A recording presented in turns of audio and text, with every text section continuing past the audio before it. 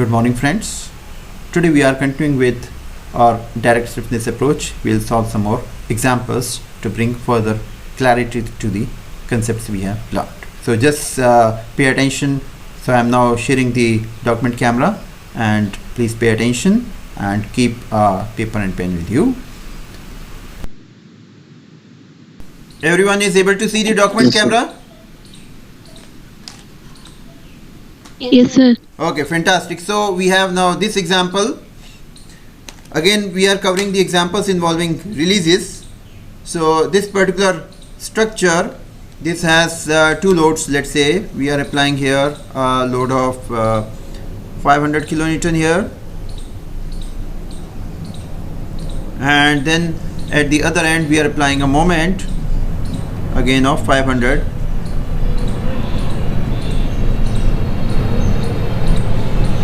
kilonewton meter. So now how do we solve this particular case? So do you think that this is also a case of release? Do you see any release here? So yes, this is also a release here. So what kind of release is that? This is not a hinge, but of the similar category. It's called as translational release.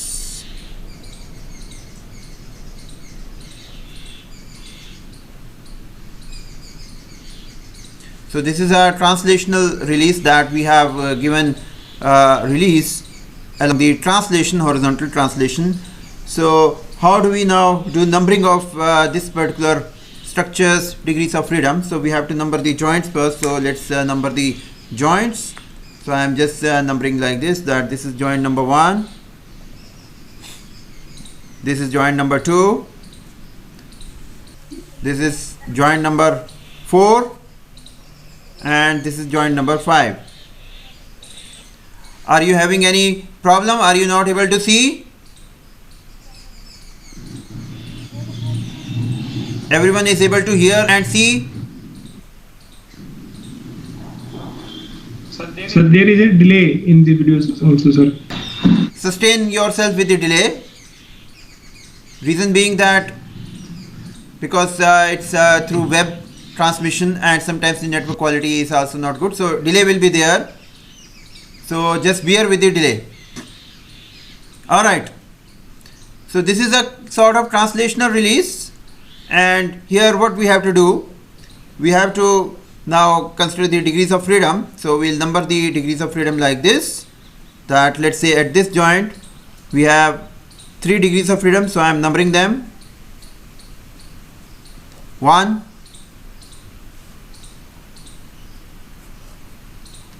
2, and 3. So these are the 3 degrees of freedom at this joint. So remember, degrees of freedom we are showing by this kind of double arrows. Alright, now coming to joint 2, how would we number the degrees of freedom? So can we number this as number 4? What will be now number 5?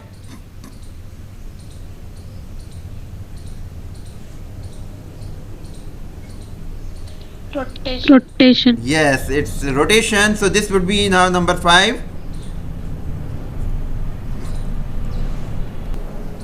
And now what will be, where will be number 6? So remember that we have skipped the vertical degree of freedom because it's now restraint here. So we will club it with restraint. And now coming to joint number 3, we have the degrees of freedom now beginning with 6. So we have this as the 6. Horizontal translation is 6. So don't go with the level because space is here, so that's why I've shown here, but it refers to this particular point. Then we have 7 and 8. Any other degree of freedom related to unrestrained joints? No, we have finished all. Now we come to reactions. So reactions, I am using black pen. Excuse me, sir. Yes. Sir, can we give 2 horizontal reactions at internal hinge, sir, or the mid support, sir? 2 reactions? Why 2 reactions? two horizontal There directions. will be only Two horizontal. one reaction now. This is your Sorry. x9. Alright, we have degree of freedom associated with the reaction here, vertical only.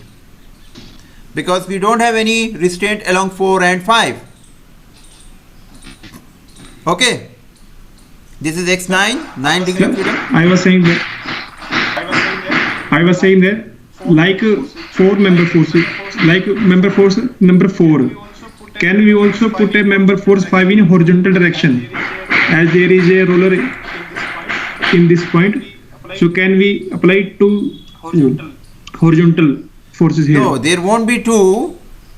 There is only 1 degree of freedom. There won't be any duplication because both these members, they have common.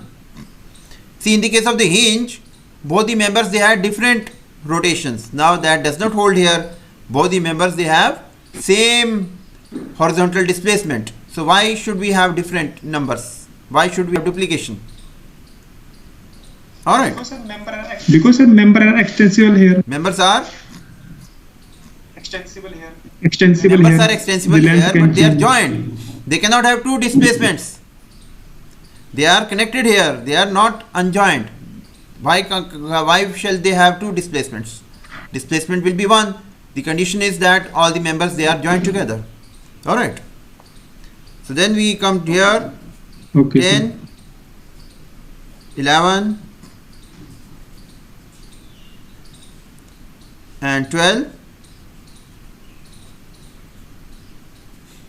and then the last joint. Are we going correctly? Numbering 9, then 10, 11, 12, then 13, then 14 and 15. Alright. So this is how we'll do the numbering, and once we have this, then can we form the force vector? Can we now form the force vector and then the other details? But let's first do the size. So what will be the size of the KTS? How much? Yes, so KTS will be 15 by 15 in size. And what will be the size of K, PP and KXX? PP 8 by 8. K, PP, how many here? The restraints and how many 8 by 8. proper unrestrained degrees of freedom? We have maximum number, the brown in color is 8. Okay, so K, PP will be 8 by 8. Okay, and KXX will be 7 by 7. Alright, so this is your KXX and KPP is 8 by 8. So hope this is clear. And then come to the force vector. We have to form the force vector also. So let's form the force vector here, P and X.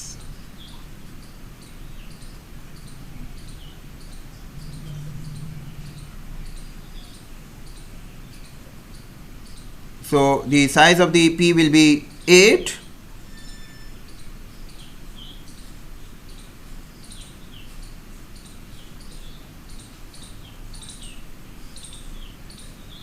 And then at the bottom of this, the X will start.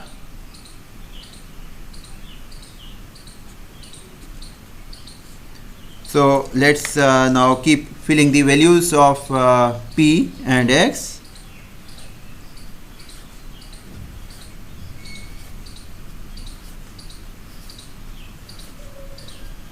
So what do we fill up in the first cell of the P matrix, P vector, sorry.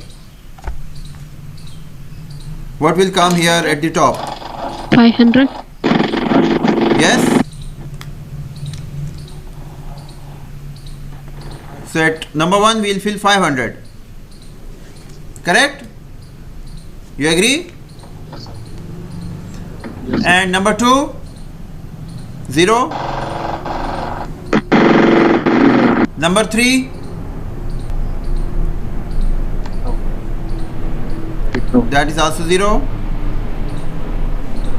Number 4, 0. 0. Number 5, 0. Number 6 is also 0. Number 7, again 0. Number 8, what will fill in number 8? -500. Yes, minus 500. -500. Yes. And after Minus that, 500. we have all the x components, that is x9, x10, x11, 12 and till x15. So that will be our x, this is our x vector, and this above was the p vector. So that's how we form our various matrices and the vectors, and after that the process is usual. So this is the case for a translational release. So hope this is clear, and let's go to the next question. So next we have a similar system, but then I have brought here some additional features also in terms of the member loads. So let's say we have this structure like this, and then we have here a cantilever with its end a guided roller, and let's say this has a UDL, and let's say this length is 6 meters, and here the lengths are 3 meters, and the loading is, let's say, 12 kilonewton per meter. Alright, so now the question is, how do we number the joints and the degrees of freedom here? So here, let's say I number this as my joint number 1, and this as joint number 2, joint number 3, and joint number 4.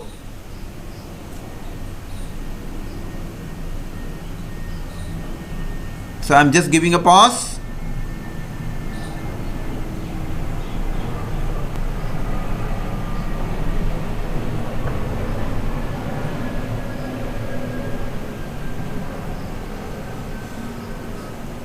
So joint number 1 does not have any restraint.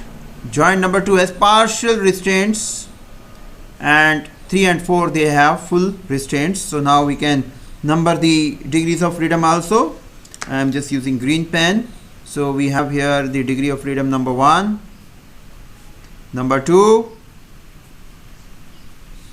and number 3. Now what will be number 4? Ideally horizontal should be number 4, but now this is a restraint, so we cannot number it. So let's consider this as number 4, vertical, because vertical there is a displacement, so it is number 4. And after that, is there any other degree of freedom associated with any translation or rotation after number 4? No. So ideally number 4 should refer to this point. It should refer to this plane, the roller end.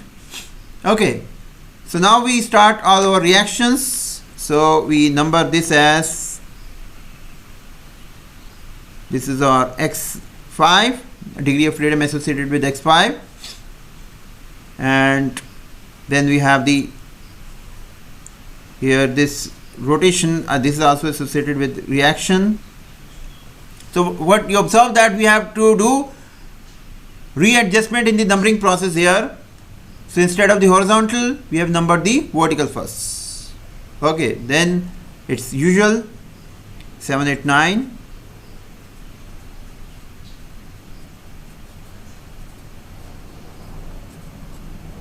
So all these are associated with x, and 10, 11, 12.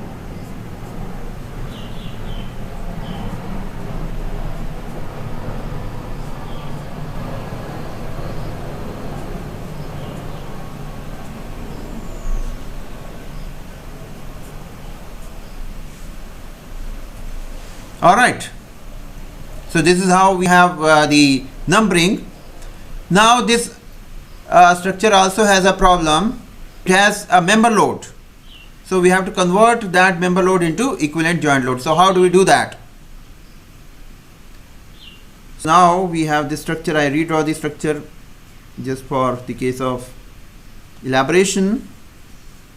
So this is our original structure, and I break it down into two parts.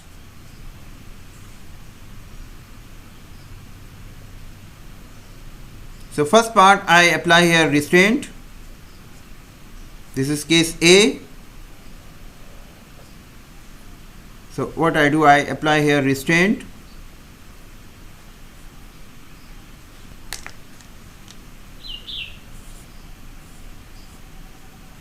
So the left joint, that is joint number 1, I have fully restrained. Now joint number 2 also I can fully restrain, but I am not doing that. Just like in the case of the hinge, we have two options of restraining, either we fully restrained or partially restrained.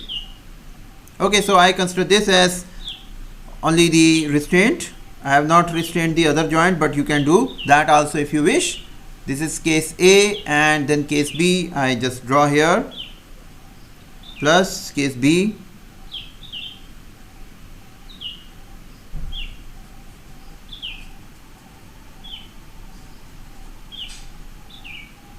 This is case B.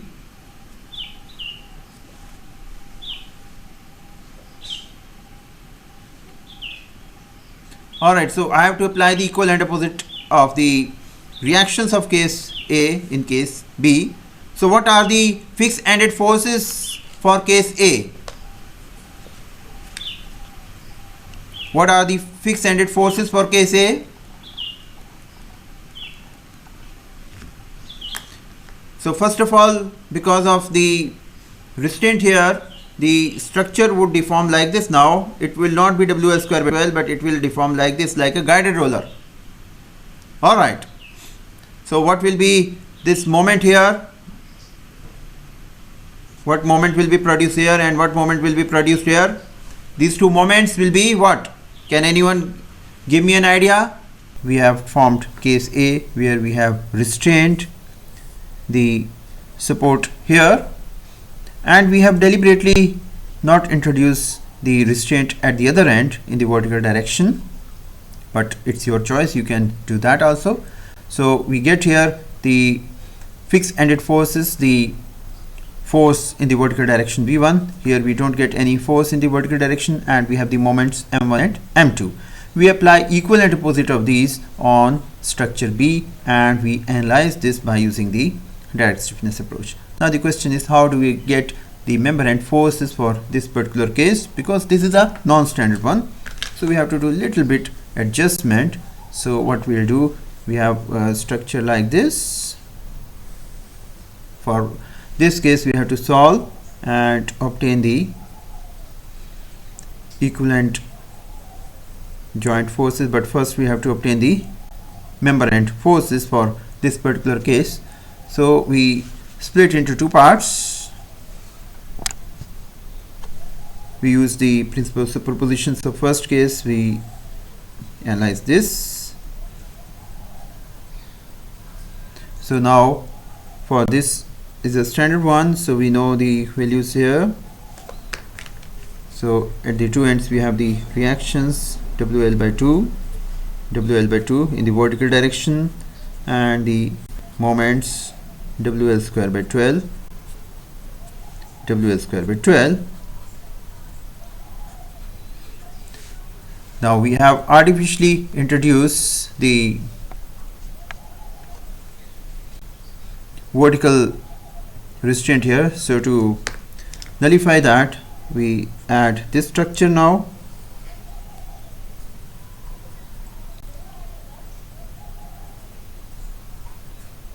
So in this structure we apply here force equal and opposite WL by 2,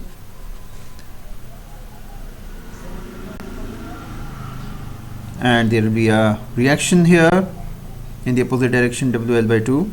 So now if we look both these structures together, this reaction WL by 2 will vanish, and now we need to have here the moments for this case also, because here the deformation will be such that the member will undergo deformation like this.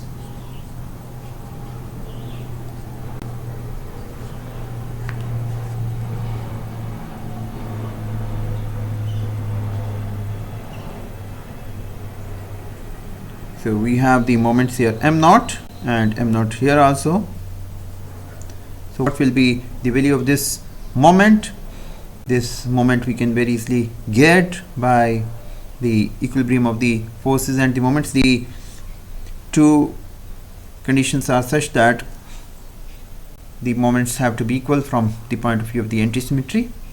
So once we do that, so the moment, each moment will be equal to m naught is equal to WL square by 2, which means that m naught is WL square by 4. So now we can get the resultant here, and we can write the values of the resultant here. So all we have to do is just superimpose these two cases. So what we get, we begin with the vertical reaction. So here we have vertical reaction WL, because WL by 2, WL by 2 they add. Here the two cancel, so here we have zero reaction. And now coming to the moments, here we have WL square by 12, and here we have WL square by 4. So here we will have the addition WL square by 12 plus WL square by 4, and at the other end we have the moments. So the two are in the opposite direction, m0 and WL square by 4. So the resultant will be like this: WL square by 4 minus WL square by 12. So here our answer will be 1 by 3 WL square, and here the answer will be WL square by 6. So we get now here the moments and the forces. So now we can input the values here. So what will be V1? V1 will be simply WL, and what will be M1? M1 will be WL square by 3, and what will be M2? M2 will be WL square by 6. So equal and opposite of these we apply on this structure.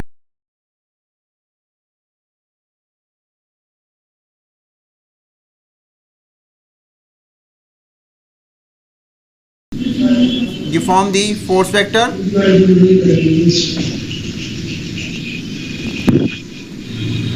and you analyze case number B, and in the end you will get the answer in terms of the displacements you will get in the terms of the member and forces, and then once you get in terms of the member and forces, you have to superimpose case A. Alright, please mute yourself, because right now I am in the document camera, so please mute yourself. So we have to superimpose the case A. So case A, when we superimpose, we have to superimpose both the member and forces.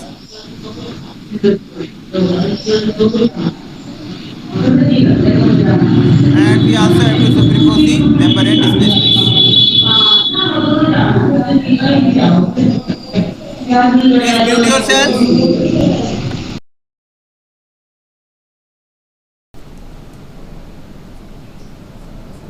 So this is the member and displacement. So this displacement has to be superimposed. Alright. and here we have a simple beam with 3 spans.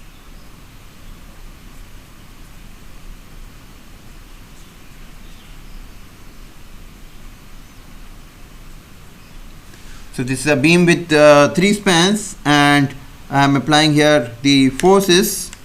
So on this span there is a UDL, and this span also has a UDL, and the value is 15 kilonewton per meter.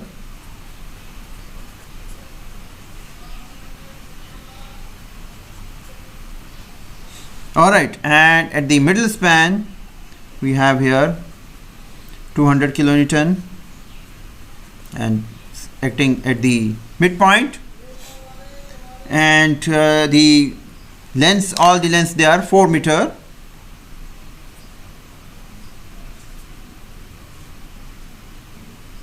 Okay, so now how do we solve this problem? Now here we can make use of symmetry. We can make use of the symmetry, and once we make use of the symmetry,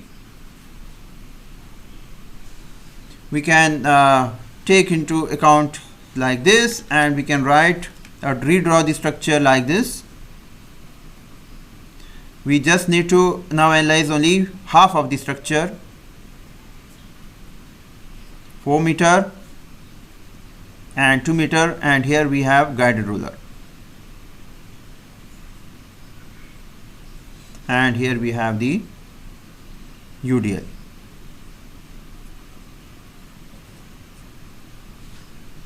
So do you see what we have done here, and how much load I should apply here?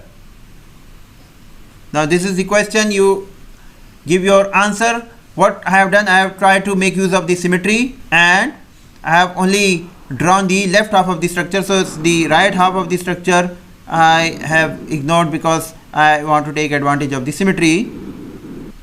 So if you now see here, so the right half is just symmetrical half with all the loadings and everything else. So now tell me how much load I should apply here at the midpoint. 100. Yes, 100. 100. We have to apply 100 sir, kilonewton. 100 kilo. So all we have to now do is just solve this structure.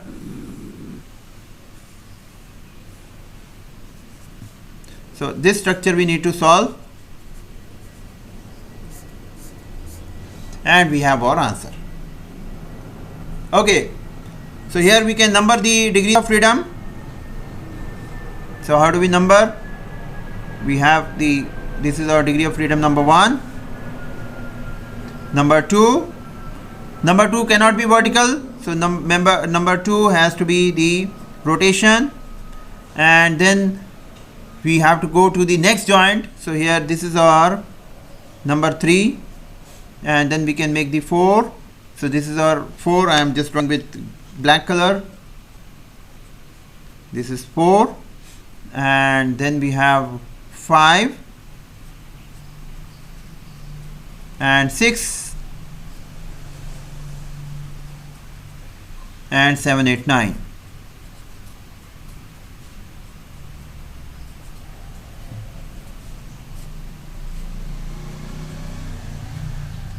So here if you draw the sizes of the matrices, what will be the sizes of the matrices? What will be the size of KTS?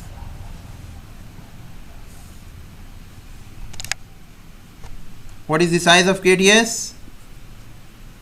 9 How much? by 9. 9 by 9. Yeah, that is 9 by 9. 9 by And 9. what will be the size of the KPP? KPP will be small, relatively small as compared to KXX. What is the size of KPP? 3 by 3. Yeah, so this is 3 by 3, 3 by and 3. this is 6 by 6.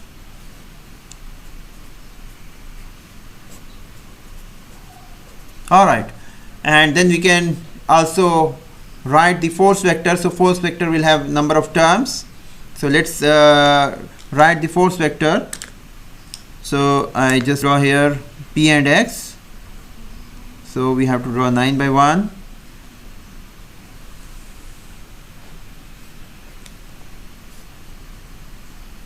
I'm just drawing 9 by 1.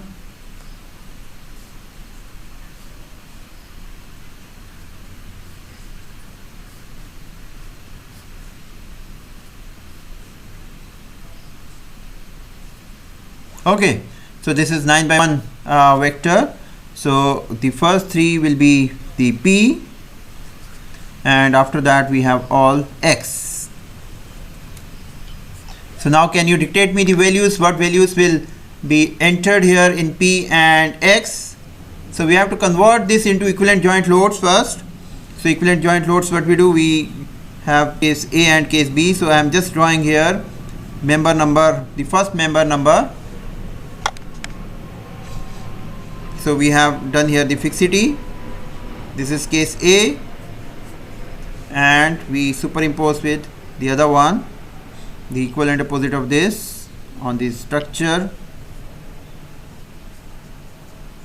So we have here, what will be WL square by 12?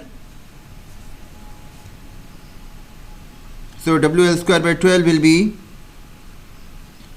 can anyone calculate WL square by 12? How much will be WL square by 12? 20. 20, yes. So we have here the reactions fixed-ended forces. This is 20, and what will be the vertical reaction? WL by 2, 30. So the units are kilonewton and kilonewton meter. And equal and opposite of these will act on the structure here. So this is 30, 30, and here opposite will act 20, 20. So basically this is our case B.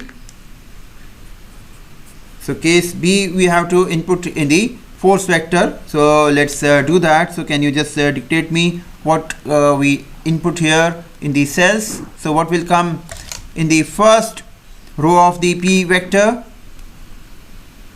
So you have to see the degrees of freedom also. Let me zoom out more.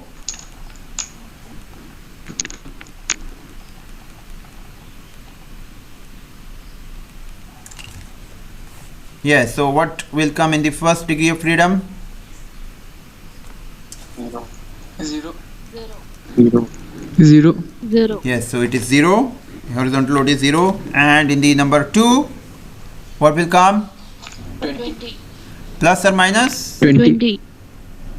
Plus. Plus. Plus. Okay, yes, plus 20. And number 3? Minus 100. Minus 100. Minus Minus 100. Minus 100, yes. Number 4. Now the reactions are starting. Number 4. So where is number 4? We have to check. So 4 is here. This is 4. So along this there is a reaction also. Okay. So X4 will be there. Okay, so we have this structure. So here this reaction is acting. So this is X4 is here, and here there is X8. So the reactions will have these 30 terms also entering. So we'll write here X4 minus 30. Alright, X4 minus 30 will be there. And number 5, will there be anything in number 5? So number 5 will be 0, but of course in the end it will come out to be 0. X5, X6. X6 is, anyway we have to write X6. X7. X7 is here. X8. So X8, along X8 we have 30, so it will be X8 minus 30. And X9, what will come in X9? Simply we have X9 is something like this. This is X9. So again in X9 we have the opposite of the fixed-ended forces also. So X9 minus 20. So is it clear? So that in the reactions we have some entries also. In we have the unknowns, and then we have, because of the contribution of the fixed-ended forces, we have some terms in the reactions also. Alright. So now if you see here for case A, the fixed ended forces are like this. So if you try to draw the fixed ended forces,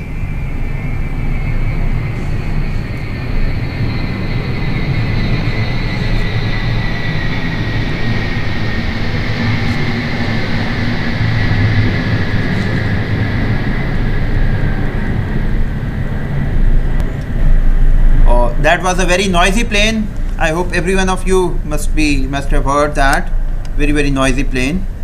So if you see the fixed ended forces of A, what are the fixed ended forces? They will be 0, 30, 20, 0, 30, minus 20.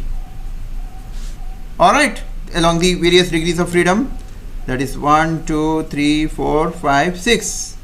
Now 1 and 4, they are 0 because they are related to the axial terms. So we assume that the bending and axial effects, they are independent. So that's why we have put here 0. Alright. So now if you now see here, this is our fixed ended forces corresponding to structure A. So after we solve structure B, so we have to solve structure B, and after that we have to superimpose. So solve B by the direct stiffness approach and then superimpose A. So when we superimpose A, there won't be any displacement correction, only the member and force correction will be there. Alright. Okay, now we solve the last example of today. I increase here the complication.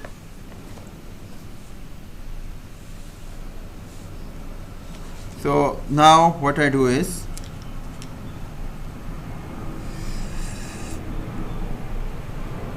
I have this structure like this.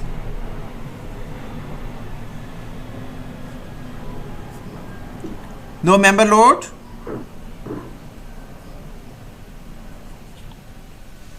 But now I do a change. What I do, I remove this joint, and instead of this I bring here a spring. This is the change I have done, that I have converted this into a spring. Alright. So in the vertical direction is spring, and in the other directions it has a guided roller, so that the angle or the angular displacement is again restrained. Horizontal, there is a horizontal restraint, that it will have some reaction like this, and it will also have a moment reaction like this, but it will not have any vertical reaction. So how do you solve this structure? So you understand what changes I have done. So how do we number the degrees of freedom?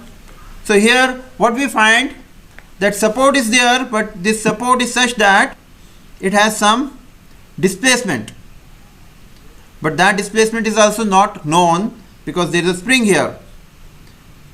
Okay, so it is a case of elastic support. So it's a case of elastic support.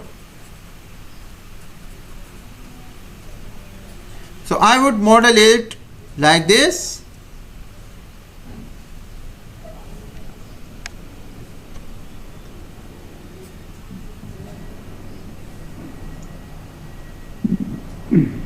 So this is how I would model it.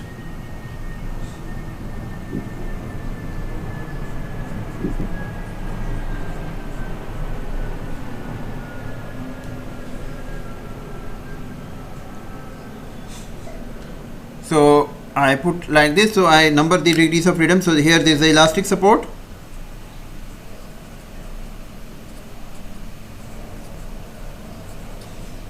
So I number the degrees of freedom, 1, 2 and 3 and 4, 5, 6,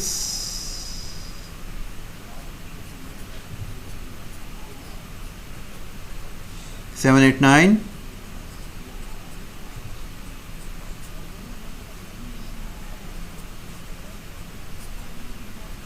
and then we have here the 7, 8, 9, they are all reactions, so I am just putting here X. and ideally they should be in black, so I'm just putting here tinge of black. And then we have here 10, 11, 12. So this is our 10, this is 11, and this is 12. So how do we take into account this elastic action, that there is a spring here, this spring? How do we take this spring into account?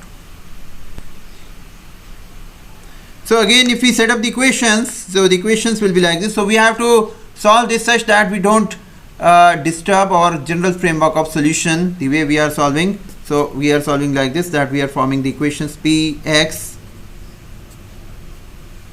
equal to Kpp, Kpx, Kxp, and Kxx. Now you are competent enough to form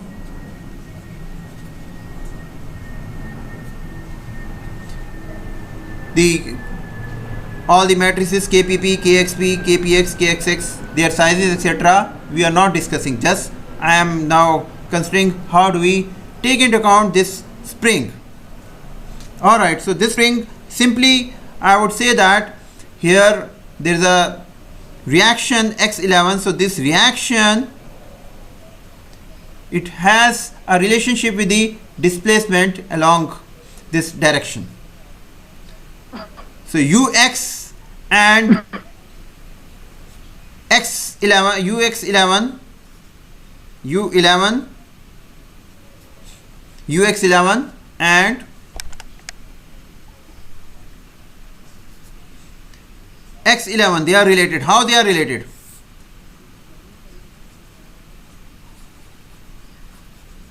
How these two are related, ux11 and x11?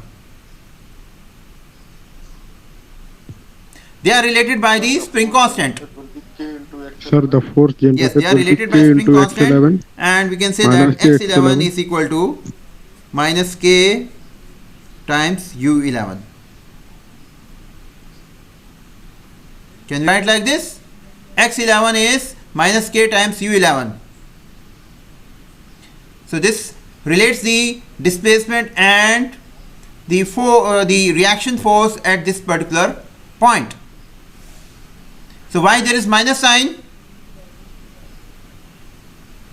The signs are here, minus sign is there because always the direction of x and the corresponding ux, they will be opposite. If for example the displacement is taking place in the positive x direction, positive y direction, which is the positive y direction, that is upward. Alright, then the reaction will be downward. And similarly, if the displacement is taking place in the downward direction, reaction will be upward. That's why we have placed here a minus sign. So all you have to do is introduce this condition in your equations and solve, and you will get the answer.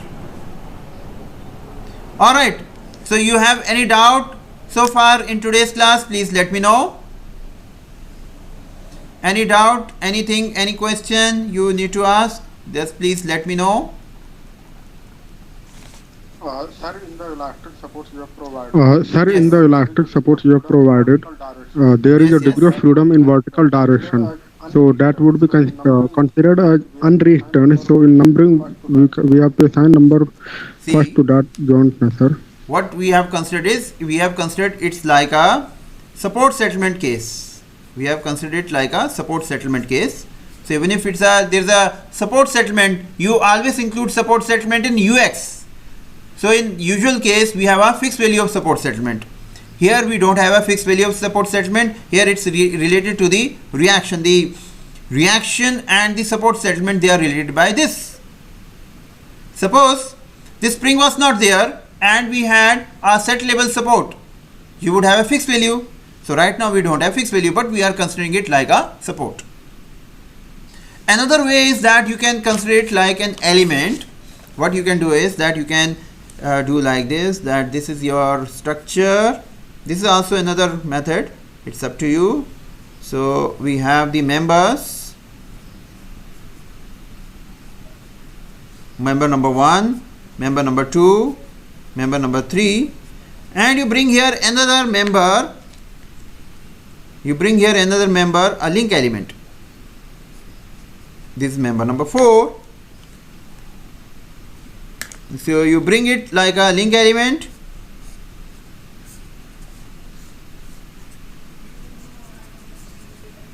Or a truss element, and you can form its matrix. So it is like your spring constant K is EA by L. So instead of EA by L, you input here the value of the K which is provided to you. So it will be like member number 4, and it will have a matrix 4 by 4 matrix,